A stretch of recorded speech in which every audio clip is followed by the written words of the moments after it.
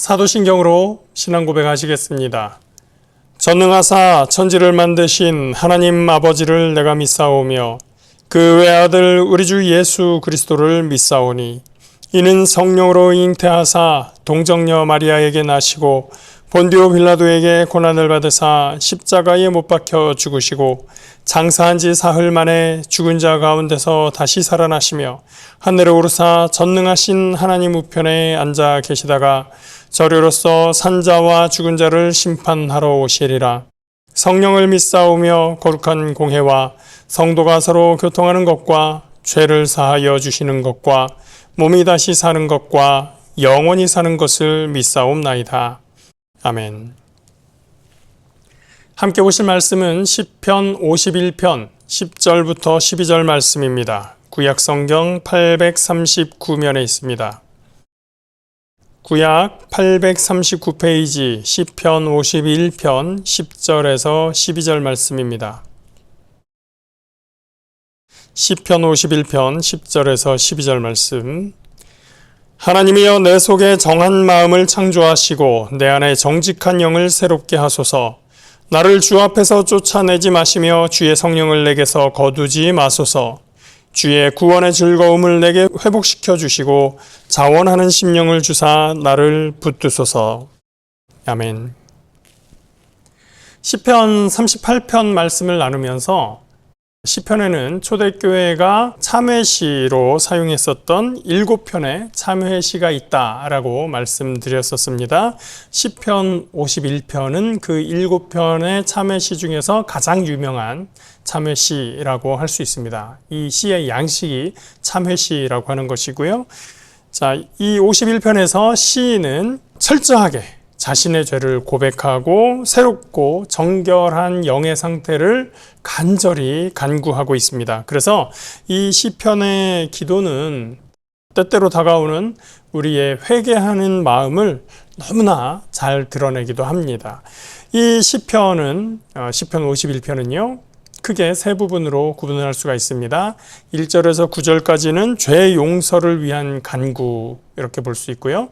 10절에서 17절은 정결한 마음을 원하는 간구, 그리고 마지막 2절 18절 19절은 성전 제사의 회복을 기원하는 노래로 볼 수가 있습니다. 먼저 첫 번째 부분 죄 용서에 대한 간구 부분을 보겠습니다. 1절 2절입니다. 하나님이여 주의 인자를 따라 내게 은혜를 베푸시며 주의 많은 긍휼을 따라 내 죄악을 지워 주소서. 나의 죄악을 말갛게 씻으시며 나의 죄를 깨끗이 제하소서. 시인은 1절부터 자신의 죄를 지워달라고 간구합니다. 원어 성경을 보면 1절과 2절에 우리말로 같은 죄악이라는 단어로 써 있는 단어가 다른 단어로 되어 있습니다. 1절에 있는 죄악은요, 폐사라고 하는데 법이나 규칙을 깨뜨리는 것을 말하고 2절에 있는 죄악은 아본이라고 하는 말을 썼는데 길을 잘못 드는 것을 말합니다. 1절에서는 뭐라고요?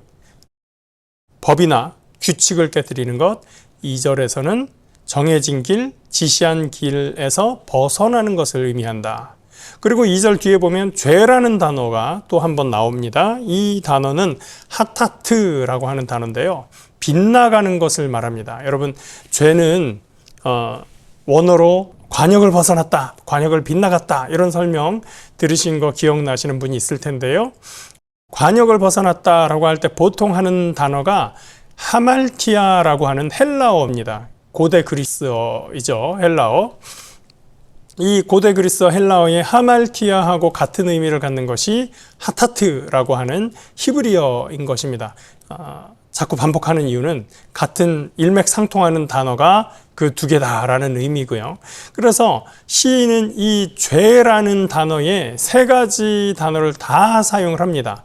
우리가 우리의 언어에서 죄라는 단어를 쓸 때에 죄에는 이렇게 다양한 방식의 죄, 다양한 의미를 가진 죄의 의미가 있다라는 것입니다.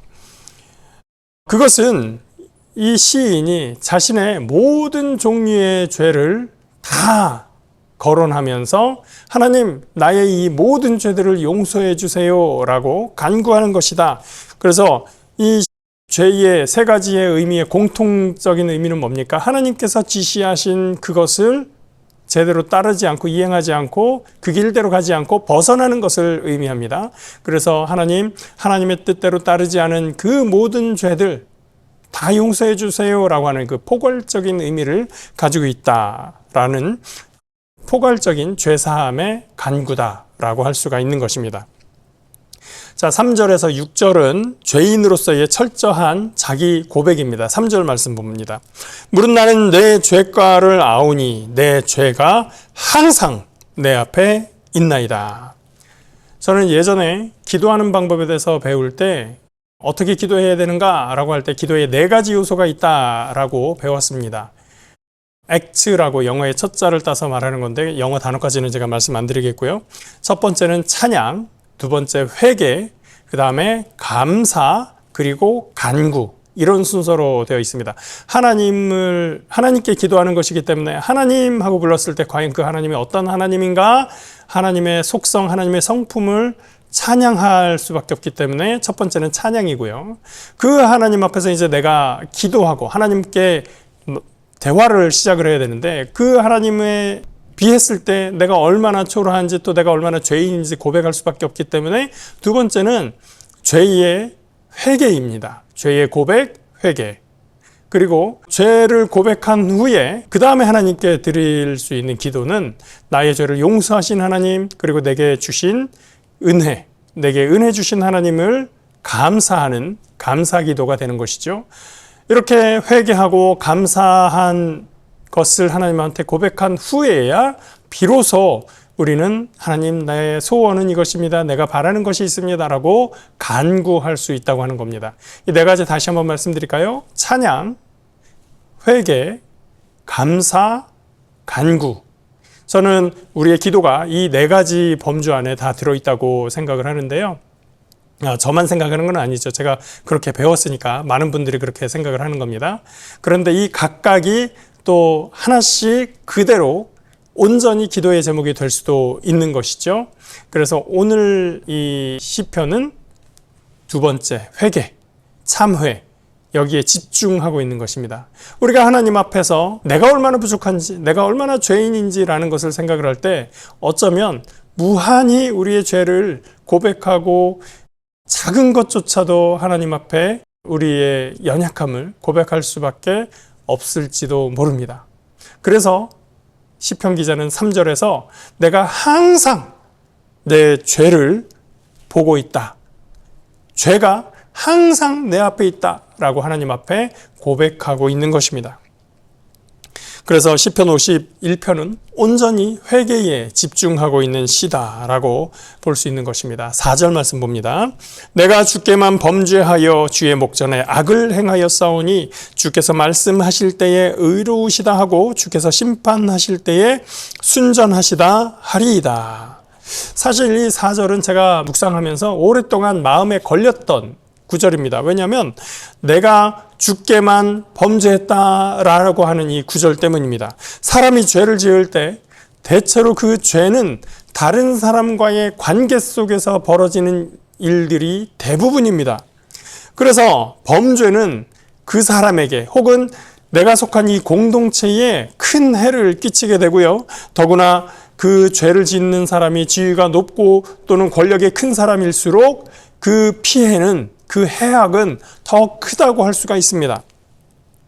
이 시편이 정말로 다윗이 우리아를 죽게 한 후에 그 일에 대한 회개의 기도로서 쓴 글이라면 하나님, 다른 건 다 상관없고요. 다른 건 난 모르겠고요. 주께만 내가 범죄했습니다. 라고 고백한다면 이건 좀 문제가 있는 거 아닌가. 우리아한테 회개했어야 되는 거 아닌가. 라는 생각을 했었던 것입니다.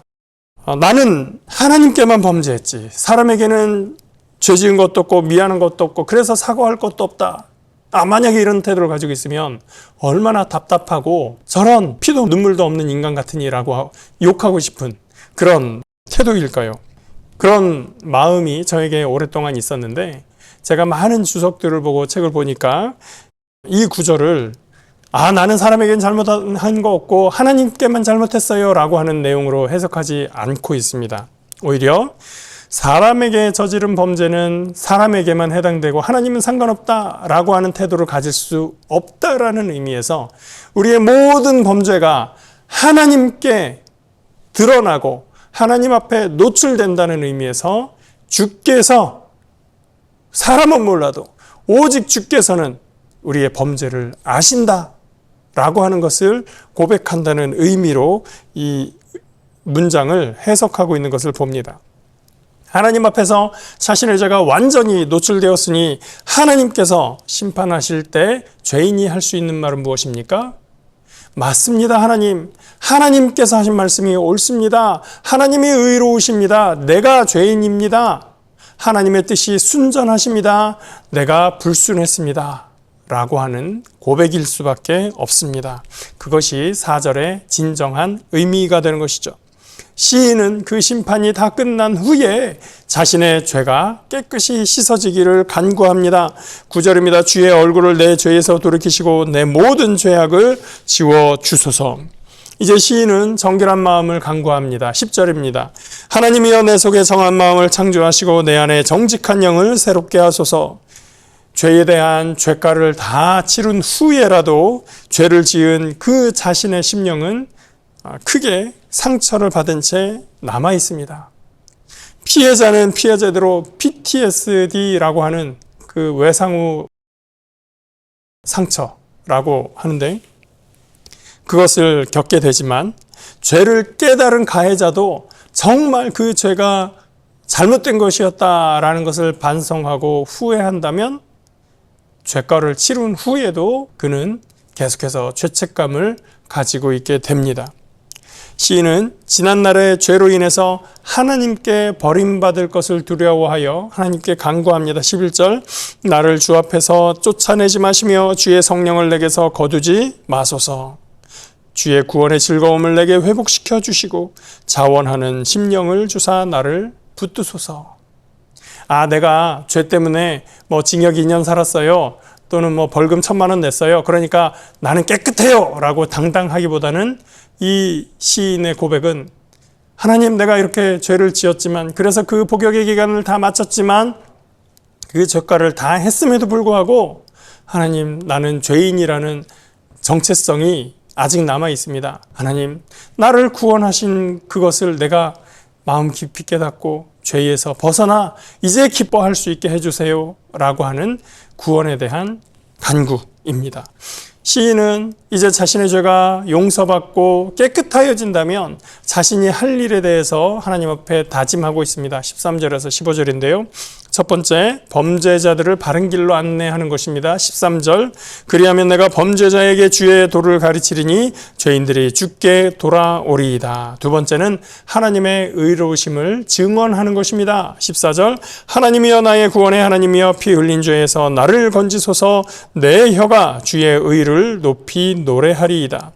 세 번째로 죄인을 품어주신 하나님을 찬양하는 것입니다. 15절, 주여 내 입술을 열어주소서. 내 입이 주를 찬송하며 전파하리이다. 그런데 오해하지 말아야 할 것이 있습니다. 하나님의 용서는 형식적인 어떤 일을 행함으로써 대충 넘어가는 그런 용서가 아닙니다. 속된 말로 퉁친다고 하죠. 용서라는 것은 그렇게 간단하게 넘어가는 것이 아닙니다. 대표적인 것이 예배일 수 있습니다. 구약시대에는 제사였었죠. 제사에 대해서 뭐라고 하는지 보겠습니다. 16절, 주께서는 제사를 기뻐하시지 아니하시나니 그렇지 아니하면 내가 드렸을 것이라. 주는 번제를 기뻐하지 아니하시나이다. 구약의 제사, 오늘날의 예배는 그야말로 하나님께로 다가가는 통로이고 하나님을 가장 잘 섬기는 대표적인 행위입니다. 그런데 하나님이 제사를 기뻐하시지 않으시고 번제를 기뻐하지 않으십니까? 그것은 제사가 싫은 것이 아니라 죄의 문제가 그대로 있는데 그걸 무시하고 막무가내로 나는 제사했으니까 됐어 라고 하는 태도가 잘못되었다는 것입니다. 사울 왕이 거기에서 다 잘못을 했죠. 첫 번째, 사무엘을 기다리지 않고 제사를 드렸습니다. 그때 사무엘이 엄히 꾸짖었습니다. 사울 왕의 나라가 이제 영원하지 않을 것이고 왕의 그 자리가 다른 사람에게로 넘겨갈 것입니다 라고 한 이유가 바로 사울이 제사를 해치우듯이 자기가 마음대로 했을 때였습니다. 그리고 사울이 아말렉을 칠 때 하나님께서 분명히 전하셨습니다. 아말렉의 모든 것을 진멸하고 아무것도 너를 위하여 또는 다른 어떤 이유로 취하지 말라. 그런데 전쟁에서 승리한 후에 사울이 어떻게 했습니까?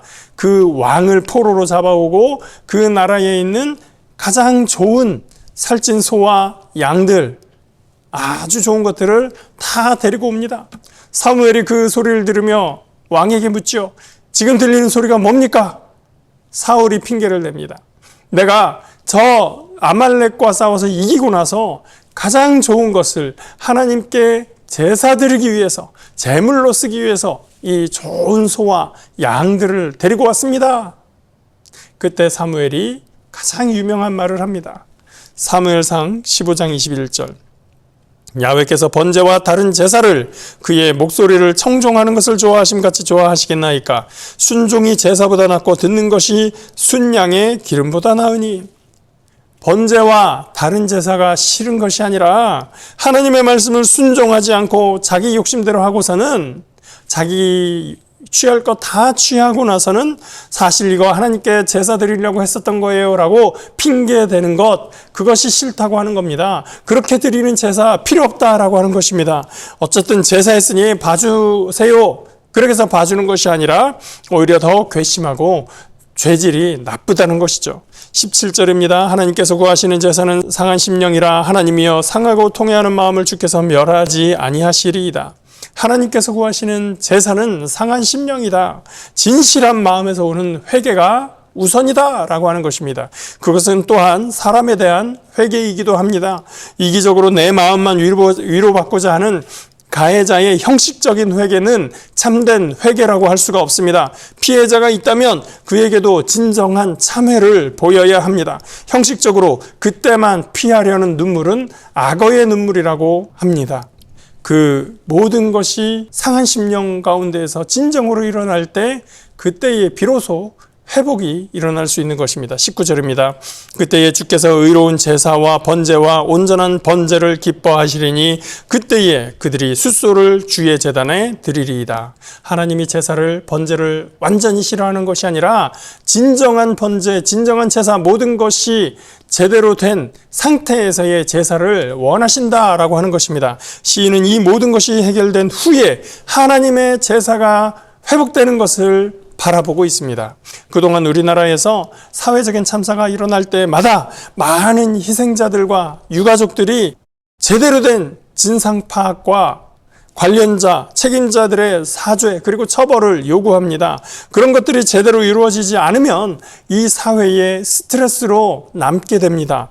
그리고 그것은 국가 조직에 대한 불신으로 이어지게 됩니다.